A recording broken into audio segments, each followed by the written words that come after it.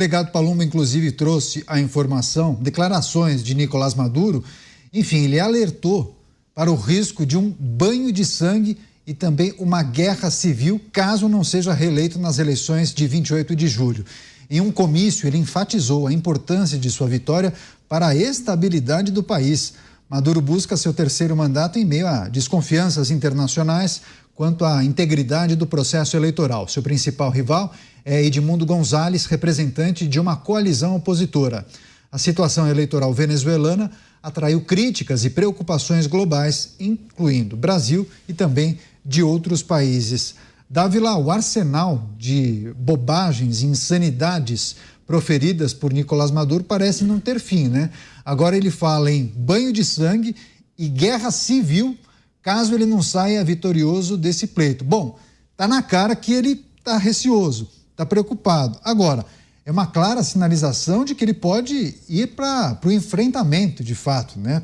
Caso alguma coisa dê errado nesse plano de conseguir se reeleger, né? Que o processo eleitoral dê a vitória a ele. Caso alguém tente inviabilizar essa vitória, que parece já estar mais ou menos organizada.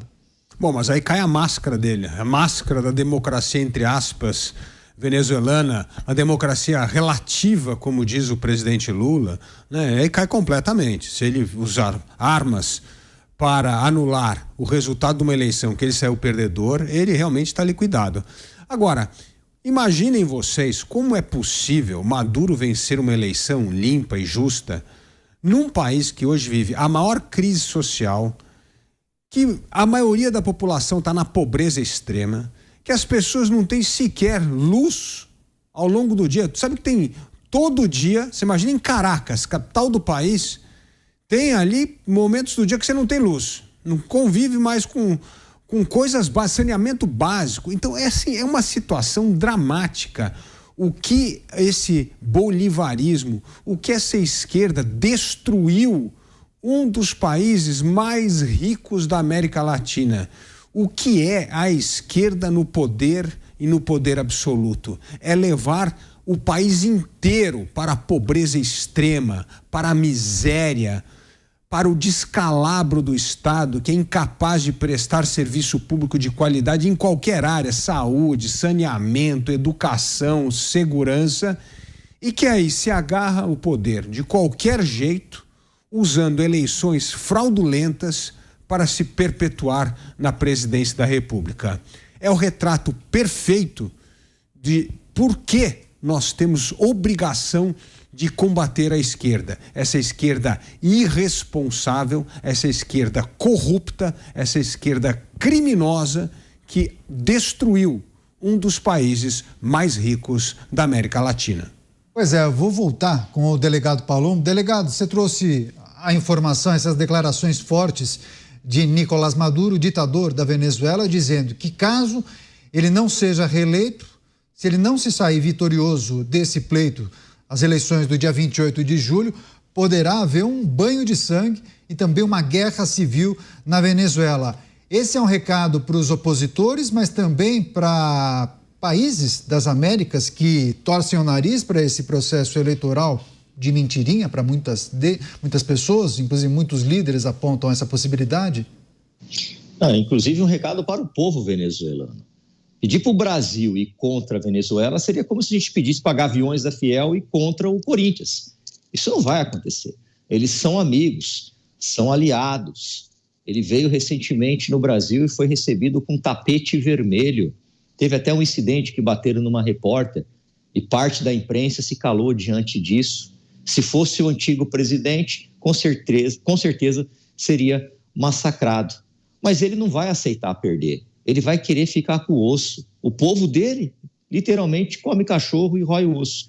E ele não vai querer largar o osso, porque ali está todo o poder dele, toda a riqueza dele, todo o dinheiro que é só dele, porque 94,5% da população venezuelana vive em extrema miséria.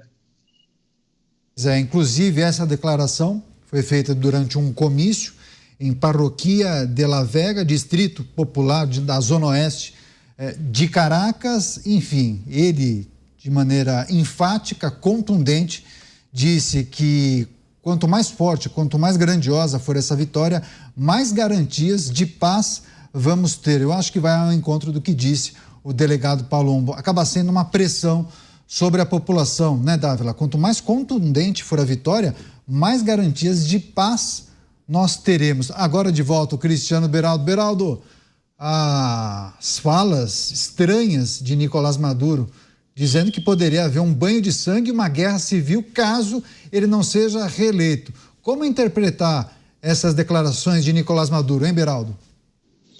Olha, ele claramente dá demonstrações de que a cabeça já foi embora. Uma pessoa que age da forma que ele age, que diante de uma oportunidade imensa, porque a Venezuela é um país muito rico, com muito petróleo, e você, para jogar a população de um país desse na miséria, como ele fez, primeiro Hugo Chávez, agora Nicolás Maduro, jogaram a população venezuelana na miséria, como eles fizeram, é preciso ser muito, mas muito incompetente. Porque ele poderia roubar à vontade, como ele rouba, mas mesmo assim dar à população venezuelana uma vida digna. Só que não, ele já não tem mais nenhum compromisso, ele já não tem mais nenhuma preocupação com esses aspectos da vida real, da vida normal, daquilo que se espera minimamente de qualquer país. Ele já está funcionando numa dimensão própria, onde ele sequer tem preocupação em falar uma barbaridade dessa. E a população fica ali absolutamente refém, né, dessa situação. É uma população escravizada por uma administração que é uma cleptocracia. Eles estão ali única e exclusivamente para roubar. Não tem mais nada que eles tenham como propósito para dirigir um país como a Venezuela.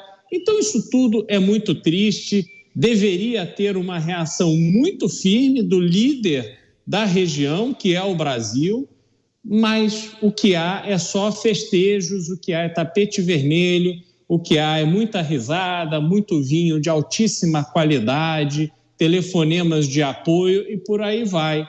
Então, o que desestimula Nicolás Maduro a continuar fazendo o que ele faz? Nada. Pois é, isso de certa maneira impactou também o nosso país. A gente viu reflexos dessa crise migratória na Venezuela, porque milhares de venezuelanos vieram a pé, cruzaram a fronteira com o Brasil ali no norte, estado de Roraima, cidades de Boa Vista, Pacaraima. A gente pôde observar todo esse cenário terrível, pessoas dormindo nas praças, no chão, meninas de 15, 16, 17 anos se prostituindo, uma situação muito delicada. Pequenas cracolândias se instalaram ali.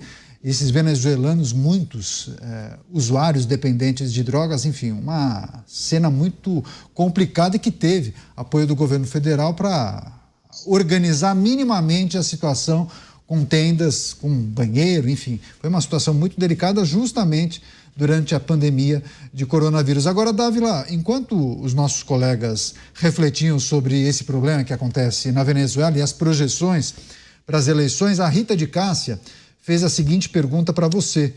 Por qual razão, e o Dávila é professor estudioso, certamente vai poder contribuir com essa reflexão, por que existe essa inclinação ao progressismo e ao comunismo na América Latina? Não há exemplos de sobra de que isso não deu certo. Por que essas figuras ainda estão no poder? Creio que ela se refere a essas figuras como os líderes desses países que estão há tanto tempo no poder ou muitas vezes vão e voltam, né? Porque, Rita, a questão é muito simples. Quando você tem um Estado ineficiente, quando você tem um Estado que não presta serviço de qualidade à população, as pessoas acreditam em salvador da pátria. Não vem um cara para salvar aqui o nosso país, para nos tirar da miséria, para gerar emprego, como se fosse a vontade de um ditador fazer a economia crescer, gerar emprego, atrair investimento. Não é assim que acontece. Todos os países que enriqueceram porque tinham instituições fortes, democráticas, governos previsíveis, leis confiáveis. É isso que faz com que as pessoas venham investir num país. Então essa história desse populismo barato de esquerda, desse nacional-estatismo, achar que isso vai resolver trazer riqueza para a América Latina, para os países, não vai acontecer. Como não acontece? Aliás, o exemplo da Venezuela é um caso evidente de um país que mergulhou na miséria, que tinha lá o seu regime democrático com alguns problemas, óbvio, mas tinha que reformar, tinha que continuar as reformas. Mas era um dos países mais ricos da América Latina. E agora está nessa miséria absoluta por causa do autoritarismo, do populismo, de políticas de esquerda antiliberal. Agora, o que chama a atenção é justamente a passividade dos países da América do Sul em relação às barbaridades de Maduro. O Brasil não se manifesta, o Chile, próprio Paraguai, Uruguai, o único que deu o nome aos bois, ou seja, chamou Maduro de ditador corrupto, foi Milei na Argentina. O resto fica passando pano. E sabe o que acontece quando ocorre? O ditador fica mais corajoso e mais ousado. Maduro quase que iniciou uma guerra com a Guiana por causa de Essequibo, porque quer tomar um pedaço gigantesco do território da Guiana, porque a Guiana está tendo um crescimento econômico a ritmo chinês, aliás, mais forte que o chinês agora, porque o chinês não está crescendo tanto. Por quê? Porque quer roubar os poços de petróleo do vizinho. Não adianta só agora ele ser procurado pelo serviço americano por ser traficante de cocaína, agora ele também quer invadir um outro país para roubar o petróleo do outro país. E a América do Sul fica quietinha, não fala nada, é um absurdo. Então, esta passividade da diplomacia faz com que ele fique ainda mais ousado. E isso acontece por quê? Sob o argumento de que é preciso respeitar a soberania do país? É por isso que as diplomacias ficam quietas aí? Por duas coisas. Primeiro, por causa dessa diplomacia militante que existe hoje de esquerda. É quase assim, é uma confraria da esquerda apoiando um outro cara da esquerda, então não pode esticar muito a corda. E segundo, medo sim de esticar muito a corda e aumentar a tensão na América do Sul. Mas olha a tensão que está. A Colômbia já recebeu mais de 3 milhões de refugiados venezuelanos. 80% dos refugiados aqui no Brasil, como você bem mencionou, Canhato, é gente vindo da Venezuela. Ou seja, a situação já está dramática e a diplomacia tem que olhar para o povo. O povo venezuelano é que está sofrendo com essa passividade, com esta cegueira das principais potências da América do Sul, principalmente o Brasil. Pois é, delegado Palumbo, esse silêncio do Brasil para as questões que envolvem a Venezuela incomoda a muita gente. O senhor está ali no parlamento, no Congresso Nacional. O que falam os deputados em relação a isso? Tem aqueles que entendem que o governo brasileiro deveria se posicionar de maneira mais intensa, criticando quando é para criticar. O que está ao alcance, por exemplo, do Congresso brasileiro em relação à Venezuela e essas questões sensíveis? Olha, os deputados de esquerda vão defender o presidente da Venezuela, assim como o nosso presidente da República também defende, não fala nada. Aliás, manda a gente lá observar como se fosse resolver alguma coisa da justiça eleitoral. Isso não tem cabimento nenhum. Já os deputados de centro e de direita são completamente contra o que está acontecendo neste país aí. Ele é um ditador, ele não vai aceitar sair tranquilamente. Mesmo porque se ele sair tranquilamente, capaz dele ser preso tempos depois. Ele não vai aceitar isso, ele não vai querer deixar de ter o seu dinheiro.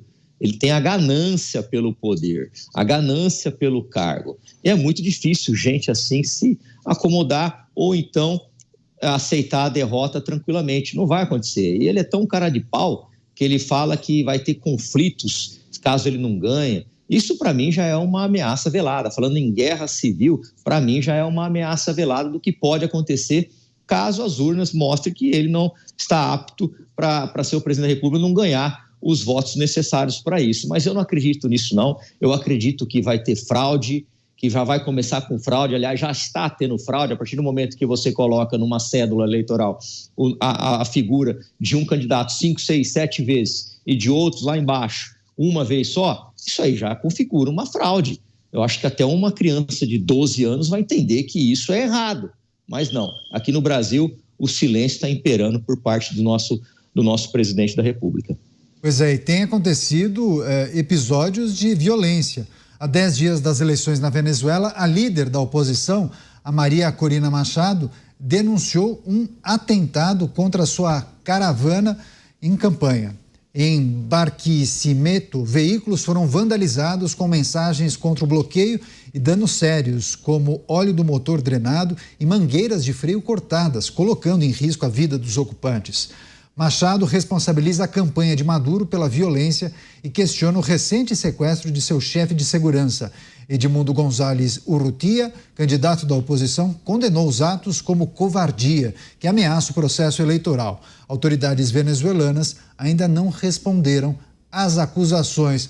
Você, Cristiano Beraldo, tudo que ele puder fazer para impedir os opositores de realizarem campanha, percorrerem o país, até um hotel que Maria Corina Machado se hospedou foi fechado, olha só. Então ele se utiliza de todo o aparato estatal para impedir que os opositores façam campanha, Beraldo. Pois é, agora a gente tem que resgatar um pouco da história do Hugo Chávez, do Nicolás Maduro, que é uma história que na política começa com o Hugo Chávez, para a gente entender um pouco a cabeça dele. Você estava falando do comunismo, Caniato, na América Latina, o socialismo e tal, mas veja, o Nicolás Maduro, ele era um maquinista, ele operava ali o metrô de Caracas, né? E aí ele entrou para o movimento sindical e participou da campanha vitoriosa à presidência da República do Hugo Chávez. Então foi reconhecido como uma liderança, ele mesmo chegou a ser eleito para a Assembleia do país. Agora, qual foi a referência que ele teve? A pior possível. Porque combinou, talvez ele lá trabalhando no metrô, né, ali operando o metrô, o trem para cima e para baixo e tal, talvez ali ele tivesse uma percepção legítima até de que ele queria melhorar de vida, mas não conseguia, e que a política da época era injusta, porque não permitia que pessoas como ele tivessem oportunidade de prosperar. Enfim, ele tinha todo o direito de ter essas preocupações e, enfim, buscar caminhos ali para transformar a política, a realidade política da Venezuela. Só que quando ele teve a oportunidade de fazê-lo, ele já fez isso amparado numa liderança que era absolutamente autoritária. Quando Hugo Chávez chega no poder, ele toma o poder para ele e não considera mais dividi-lo e morre no poder.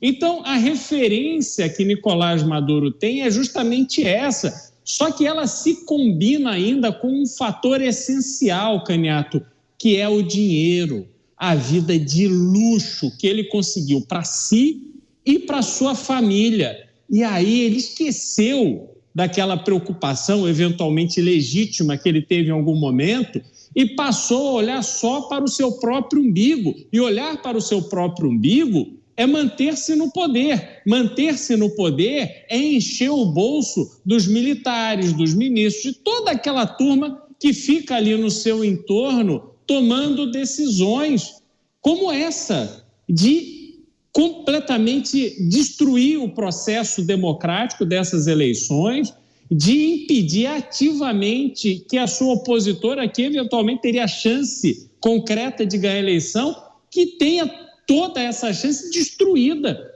com manifestações absolutamente arbitrárias e autoritárias. Como é que a gente vai participar como país de algo dessa natureza, Caniato? Olha o tamanho da loucura que a gente está vendo. Quem que tem que o Brasil mandar representante para acompanhar esse tipo de eleição? É tudo muito surreal. É tudo muito fácil para essas pessoas que estão em posição de poder conviverem com um absurdo e submetem nós, como brasileiros, porque o Brasil é nosso, não é da turma que está no poder hoje, nos submete a esse papelão internacional. Realmente lamentável. Muitas pessoas se manifestando e são contrários à decisão do Tribunal Superior Eleitoral de enviar observadores, acham, até alguns chegaram a escrever, acham que é um tiro no pé. O Brasil não deveria se meter nesse processo, já que há muitos indícios e informações que trata-se de um processo eleitoral viciado, distorcido, que possivelmente irá beneficiar Nicolás Maduro. Agora, Dávila, só para a gente fechar esse capítulo, o Beraldo tratou uma questão importante em relação à Venezuela. Maduro, claro, quer se perpetuar no poder, ter todo aquele conforto que um líder supremo tem, às custas de uma população que sofre demais. Assim, os índices econômicos da Venezuela são terríveis, até difícil a gente explicar para a nossa audiência qual é a situação econômica da Venezuela. Assim, o rendimento de um venezuelano médio é algo absurdo, né? Seria alguma coisa que a gente gasta numa compra no supermercado. Qual é a situação da Venezuela? Você conseguiria trazer alguns exemplos de que forma foi corroída o poder de compra, enfim, o que é possível tratar em relação a essa situação do dia a dia do venezuelano? 2 minutinhos. É uma tragédia. Mais de 80% da população hoje está pobre ou miserável na Venezuela. É isso que eu falo, não tem esgoto, saneamento, tem restrição de energia elétrica todos os dias. Em algumas cidades passam dias no escuro.